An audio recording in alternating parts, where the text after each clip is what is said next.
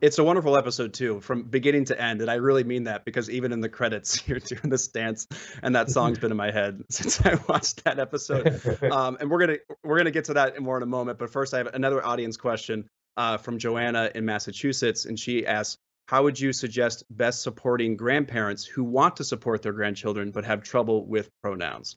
And I want to add before you answer that we this is a question we got a lot. So a lot of people want to do this correctly and they want to support other people who are making sure they're using pronouns correctly. And I think there's just this desire to do it correctly and go about the right way and encourage others to do so. Yeah, I think there's so many resources out there for us to seek out and learn about on how to utilize pronouns correctly.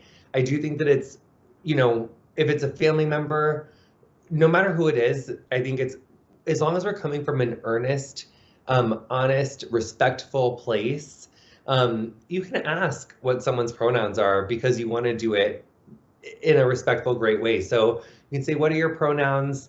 And then when you make a mistake, it's okay to say, "I'm sorry," and just move on. We don't want to get too much in a clog about like, "Oh, I'm so sorry, I feel so bad," and bringing it up over and over because then it kind of becomes about your guilt.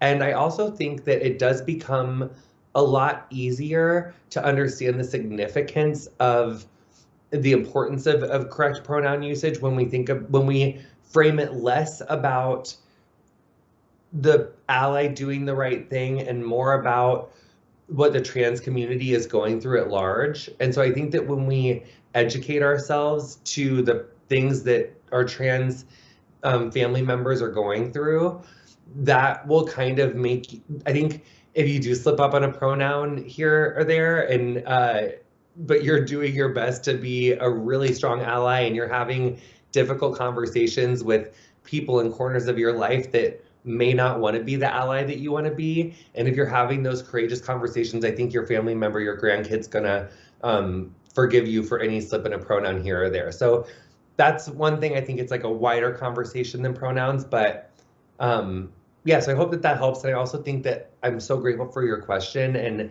I'm really grateful that you're a supportive ally and family member because we need more of those people. But I think what I am saying is that in addition to wanting to do really well on pronouns, I think that the way that you do really well on pronouns is by educating yourself to the issues at large that trans people are facing and focus on those two and make sure that that person in your life knows that you're aware of what they're going through on a more systemic level.